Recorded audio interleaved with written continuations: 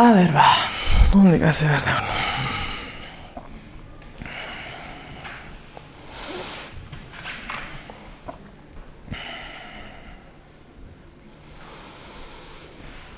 Emateu bertso bat konta berdetela eta ez nator bertzota baino, hainbeste gauza dira, bate ez da ditela nondik agilau. Nola gero hor zea gura izak eta horiedanak existitzean moztu eta editar da.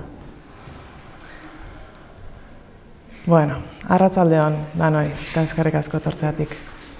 Posa emateu, hitzaldi bat egin eta beste bat sortzia edo beste espazio batzuk ez hemen herrian eman dian bezala jarraipen bat emateko interesa ukan jendia biltzeko. Jende askok igual ez daki herrietan aspalditik, martxuan, maiatzetik herri lanian gabiltzala ez. Jendia gerturau, daukan informazioa konpartitu eta pixkat jakinian hau dana ematen nahi dan kontestu hontan agintariak ez daudela geure zaintzare behira. Orduan, geu zaindu bergea, argi dago, geu zaindu bergea. Aspaldidanik geure burujabetza eta gestio hori lagain deu eta dependente bihurtu geha sistema askotan eta dependentzia hontatik modu hontan eragin aldi gute geure eskubide guztiak enduiaz eta nahi deben hainez. Zeratik handa argi da ona da eta datu ofizialek ez da inongo trampa bai Euskal Herriko Euskal Gobernuko pagina ofizialian edo bai Euromomo diala Europako estadistika guztiak asaltzen dian horri ofizialian konturatzea maiatzetik aurrea ez dagoela pandemiaik. Eta are gehiago, pandemia ez litzake deituko ez balima zuten OMSak oindala 10 urte definizioa aldauko. Oindala 10 urte OMSak esan zuen ordura arte bezala hilkortasun tasa handi bat eduki bertzun gaixotasun batek pandemia izateko eta baita ere edapen handi bat eta herrialde ezberdinetara iritsi. Baina momentu hortan gripean historia horren bueltan gero ora esan zana fraude sanitarioik, historiko fraude sanitarioik handiena izan zan, baina aprobetxa zuten maniobra eta pandemian definizioa aldatu zuten. Handikan aurrea ez luke beharko hilkortasun tasa altuik izatea. De hecho, jaso ditian hilkortasun tasak urteroko gripen hilkortasun tasak baino baxuauak dira. Eta inoiz ez deu olako itxieraik eta olako neurrikan euki. Eta orduan, ez bazan definizio aldaketa hori existiuko, hau ez litzake pandemia bat izango. Hau izango litzake epidemia bat. Epidemi berezi bat, zeatik handa, pixkat igual bere denbora baino beranduo, urtero otsaila aldian izaten deulako epidemia, bai Espainian eta bai Europako beste herrialde guztietan, urteroko prozesu bada, negua gaixotasunak eta osasun maila bajua daukenentzako garai txarra dela esango dugu eta gripe bateke jende asko heriotzera ematen dituzte, orduan kalkulatzen dira urtero 15.000 bat pertsona hiltzen diala gripiakin, baino 2020an martxuan hasi zanean epidemia hau, berez epidemia ditu beharko genioke, momentu bateko gaixotasun intzidentzia handi bat, eta epidemia hontan gripia desaparezi bintzan. Neiko kontu harrigarria. Ez da sostenitzen. Badakigu COVID bezala izendatu dituzten gaixo edo heriotzak batzuk ere ala izango jala, gripiak izango jala. Baina gero badaude beste kasu batzuk erakutsi dituztenak beste kuadro batzuk konplexu hauak, eta hori ikertu inberko litzake. Asuntua da, martxua apirilean gertatu zen hori, aztertu beharrian, ikusi beharrian zer da hor, zatik handa, heriotz horiek etzian eman gaina epidemi baten ematen dira bezala herrialde baten edade ezberdinetan, eman zian edade konkretu bat, batiz bat 80 urtetikan gorakotan. Baina ez 80 urtetikan gorakotan herrialde guztikuak, ez residentzitako 80 urtetikan gorakoan. Orduan, foko bat dakau hor residentzitan. Eta ikerketa sakon bat inberko litzake, residentzitako gaixo zaharrabek, ze trataera, ze jarraipen intzitzaion garai hontan.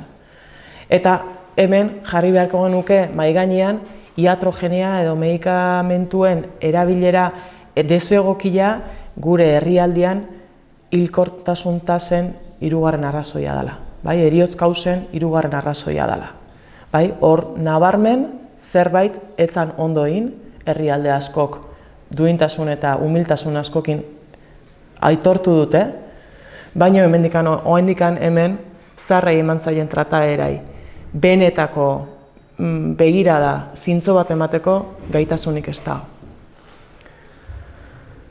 Eta hau pixkat, nola izan zen lehengo urtia, hasierako tarte hori, eta handikan aurrea, maiatzetikan aurrea, gure datuak, ofizialak, gobernuak emateitunak, erakusten dute, klinika aldetikan, klinika bai da, gaixotasun batek erakutsi behar duen zea sintomatologia, sindromia, klinika baten eutsi behar da, ez dakaula, hospitalizazioak, UZIak, heriotzak, ez diala aldendu aurreoko urtetan eukitzen ditugun, gora bera, mugimendu ostilante hortan, baino inungo pikoik ez dela egon. Oain pikuak zertan egon dira, PCR-etan, kasuak. Erakzan digue PCR positiboak kasuak diala. Naiz da, sintomaik ez euki, inungo ondo ezik ez euki, baino adirazi ditugute hori gaixo egotia baliz bezala, tratatu gainein behar dela, konfinatu behar dela, derrepentian, ez? PCR-ian bueltan, naiz da positibo izan, naiz negatibo izan, konfinatu behar geha, ez? Ezke, inok ezerrek ez dauka zentzuikan. Asuntua da, badakigu, bai hauteskundien aurretik eta bai Gabonen aurretik egondala PCR gutxitze bat, eta hauteskundien ondoren eta Gabonen ondoren 150 PCR gehiago egite zituzten egunean. Horrek nahita ez olatuak dakarzki. Zeratik handa, etengabe neurtzen dira PCR pila bat. Baina datu importantia litzake konturatzia maiatzetikan onaino, egiten dian PCR-ien positibo portzentaia mantendu indala. 5-10 bueltan dabil.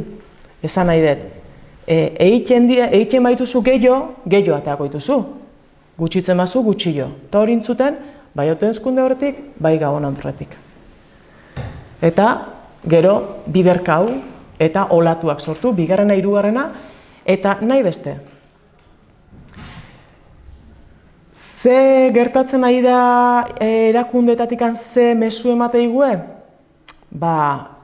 Arduragabia gehala, kulpa, gure aitzonen amoren bat gaixotu aldeun, gu izangoteagan errudun beha hiltzeko, eta bildurra.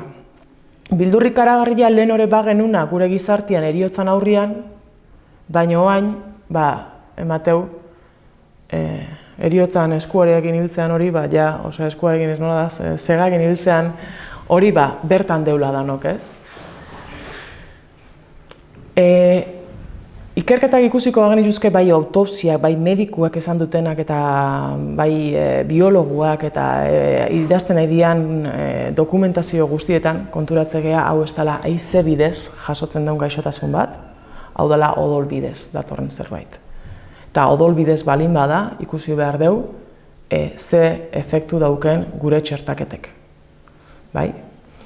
Txertaketak modu masiuan hasi zian jartzen 1960 gutxi gora bera, eta ordu ezkeo gaixotasun autoimmunetaiuak, minbiziak, prozesu degeneratiboak, antzutasunak, infertilidadiak areagatu india, eta gizartia nahiko osasun maila bajuak indakau. Jakin dezaun umiak txikitatikan ze interferentzia eukitzen behaien hazkuntza prozesuan, hainbeste txerto, hainbeste metalastun eta abjuante eta hor dagon histori guztiekin, ezartzeizkoen hainbat eta hainbat informazioekin. Eta jakina da, eta oso ondo estudiauta dago, txertatu gabeko haurrak, txertatutakoak baino osasun asko sobia gozatzen dutela. Baina hau herriak ez daki, zatik handa herriai emantzaion informazioa da txertuak, oain artean, indula, gizartean, onura ikaragarri bat eta gure gaixotasun pila bat erradikau ditula eta olako mezuak daude. Bai, hau da, medikuntzan industrializazioa, industrialan ardatz nagusia teoria infekziozua eta horrei karga erantzun bat emateko, beren armamentu guztia, batiz bat txertuak, dogma printzipala, eta gerora beste delako medikamentu guztiak, anti-guztiak. Eta sinizkeri baten gaude, bai? Sinizkeri baten, hoen dela urtiak, elizak eukiko luken fede hori, itxu hori, eta erakarriko luken olako sinistunak, bere aldea, gaur egun zientziak hori dabilki, bai? Zientzia ez da zea bat, entidade bat, zientzia metodologia bat da. Metodologia hortan ikerketa, eztabaida, kontrastia, rebizioa, berriz gauzak berriz atea eta berriz buelta bat eman eta gauza berrien ikasten ditugun enean hori rebizatzia eta ulertzia da mundua nola osatu den eta nola nun gauden eta horre esplikazio bat emateko saiakera bada, ez? Prozesu bizitzan gertatzen dian prozesuen esplikazioen emateko modu bat. Baina gaur egun da zientziak esan du. Zientziak ez du hau bakarrik esan, zientziak gauza asko esaten ditu. Eta orain arte zientziak bere disiplina ezberdinetan, fizikan, medikuntzan, biologian, eztabaidakin ditu beti. Bai, eta gai bat erdian jarri eta espezialista ezberdinak beren informazioa jartzen du ez, nik hau hola ingo nuke eta hau rebizatu beharko genukela eta kongresuak ematen dira jendian ezagutzak bat eiteko eta leku hortatikan berriz hasten juteko. Hortaz, gauza bat hain konplexua bizitzen nahi bali magea, eta zientziak ideia bakarra bali madakau, nahiko argi gelditzen da, zientziak, lehenoko erligion, instituzioen, antzekotasun handi badakala ez. Dogma bat bihurtu dela, eta totalitarismo bat dagoela, eta diktadura zientifiko bat, diktadura informatibo bat, diktadura, bai? Hortikan ateratzen den inor, lehengo momentutikan, etiketatua izan da, erabili berrian bere ekarpena, aberasteko, eta falta egiten badu, esateko ez, oker zabiltz, bai? Baina hemen leku bat daukazu, danok beharko genuke leku bat, geure iritzia emateko, eta gero, ikusiko dugu, lekua dauken, zenbait hipotesi, teorik edo ez. Hori beste pauso bada, zuk ezin desuna da, lehengoztikan hori oztopau, zatik handa orduan garailezea, hori oso erresa da, hola garaile, arrazoia eukitzia, bai? Baina jokuan dakauna oso importantia da, ze da, bizitza ezautzen duen bezala, jarraipena eman edo akabau. Hauxe, holako momentu kritikoan gaude. Gure estruktura sozialak eta kulturalak izaten nahi duten aldaketa, deshumanizazio prozesu hontan, nik maskarilla batekin arnasteko dauzkaten zailtasunekin haua zabalduko dut, eta honek nire kontzientzian eraldaketa handi bat dauka nik nola konstiente egitea arnaza hartze hori nei ematen diken lekua nire izatian edo haua zabalduta oso ezberdina da, hori hasteko. Baina bigarrena da nik ez dut ikusten nire anai-arreben espresioikan. Ni ezin naiz identifikau eta ez naiz usten, ezin dut transmititu eta ezin dut jaso espresioa. Eta umiak egoera hontan nahi dira hasten. Bai? Umiak gu baino oxigeno askoz gehiago behar dute behaien hezkuntzarako, beren metabolismoantzako. Eta kaltiak ez dira egun batetik bestea eta urte batetik bestea eramaten. Baina hamarkadetan kaltiak nabarmenak izango ja. Eta zaharrekin gertatzen nahi dana eta kezkagarria da ze erraztasunekin normalizatu ditugun gauzak, ze erraztasunekin obeditu ditugun normak, ze erraztasunekin zaiatzen gehan ahalik eta gutxien involukratzen gure biziko golpeik handilena jasotzen nahi gehanean, eta nola nahiko genuken bestaldea behitu eta aurrea egin. Eta ez gehan konturatzen egoera hau dala enbutu bat geruta iztuo dijuana eta geure eskutan daola noiz hartu eta geure lekuan jarri. Bai, hau enbutua da. Oin enbutuan beste istutxe badak hau eta herrialdiak txertua deitu dioen, baina benetan medikamentu esperimental terapia geniko bat dan injekzio bat sartzen nahi da behaien gorputzetan. Eta askok eta askok ez dakile zertan nahi dian. Askok eta askok presio bat sentitzeu, eta neke bat guzti hau bukau da diela, eta nola euneko hainbatek jartzen baldin badeu, hau bukatu ingoan, aurrea. Baina hori ez da, hola. Residentzitan danak bakuna baituzte ere, aitonamonak bakartuta, aislauta eta maskarilekin jarraitzen du. Residentziko espazio barruan. Ez pentsau guri kalian, txertua jartzeatik, askatasunak ematen hasiko janik. Hori ilusio bada, bai? Baina zientifismuan, sinizkeri hontan, fantasia ugari sortu dira, herrien. Bai? Eta orduan pentsatze dugu, beste bat ematekin berko lukela zehose, nik ez. Eta pentsatze dugu, txertua jarri ezkeo dana konponduko deula.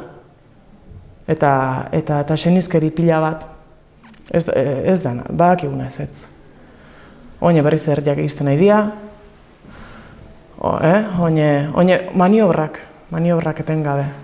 Naiz da, ikerketak erakutsi konfinamenduak ez dutela ezertako balio, maskarilak ez dutela ezertako balio, distantzi soziala ez da hola justifikauta, eta herriak jakin behar ditu beak eskubidea euskala.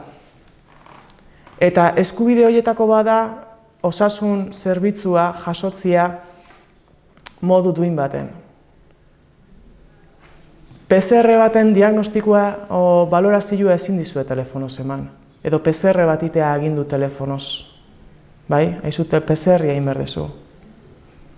Telefonoko deiak, medikuntza telematikoa, behaien kodigo deontologikoan prohibituta dago. Ezinezkoa da.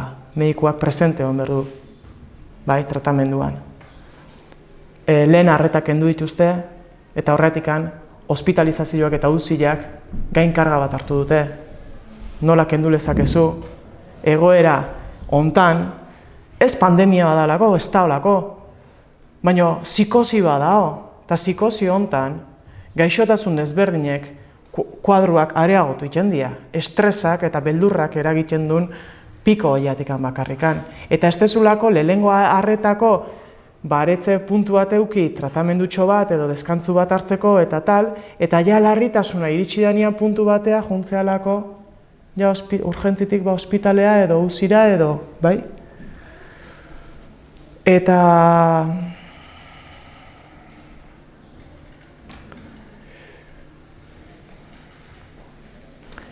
nik Aukera on bat ikusten dut guzti hau, gertatzen nahi dana, ez da berria, nahiz da magnitude handi baten gertau, baina ez da berria, eta baukat olako itxaropen bat, nik ustet bizitzen nahi gana, ematen nahi dana, baina nahiko nukena jende gehiona helarazi ez. Eta da, elkar zaintzeko sariak sortu ez. Modu gertu batian, herriz herri, eta presentziakin ez. Eta landu geure artean, geure kezka, eta landu instituzioekin gure harremanak.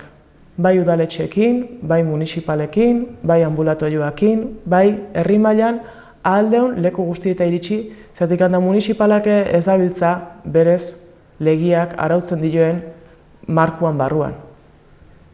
Sanitarioak ez dabiltzan bezala. Hemen bakoitzak indun bere legia, eta normalian gogorrea. Kasi emateu medioak aidiala aurkestatzen guzti hau. Bai? Eta horretik esaten izuen, telefonoz deitzen balima zaituzte, zuek imagina horrezuek Vodafoneen telefono llamada badala, ez eskerrik asko. Ez hartu konpromizuik telefono llamada baten rastreadore batek deitu ezkeo, esateko zuei PCR bat inberdezuela, edo konfinatu inbertzeatela, edo txertatu inbertzeatela. Ez eskua espalima leikua eta deitzen baizue, bia eskatu idatziz pasatzeko. Bai? Eta orduan batek, mediku batek, ardura hartu beharko du, zuk PCR bat inberdezula, edo zuk konfinatu inbertzeala 10-14 egun, edo zuk txertua berdezula, nire izenian, zuk txertatu inberdezu. Baina telefono llamada hauekin, inok ez du ardura ikartzen nahi, eta herriak urtebeteko ez, baina adoktrinamentua hamarkadetan etorri da. Bai? Hau goin dela 40 urte Euskal Herrian ez zigun pasauko. Bai? Baina azkenengo urteko presiopian, jendiak nahikoa du telefono llamada baten eozein pertsonak arautzia zerbait, eta kumpli egiten du. Puntu horta iritsi geha. Bai? Eta, politikan ikusi dugu, ez dagoela alternatibaik, alternatiba edo desberdintzen bat balima dala gogorretik gogorra haua, ez da besteik, markua hori da. Orduan esan dakoa, geu gaude, elkar zaintzeko, gogoratzeko geuri ze markotan gauden, legalki, ze markotan gauden, sanitarioan, eta bai alde baten eta bestian, ze behar izan alditeun. Eta holaxe, galderak edo, bai, inalditeu. Ze izan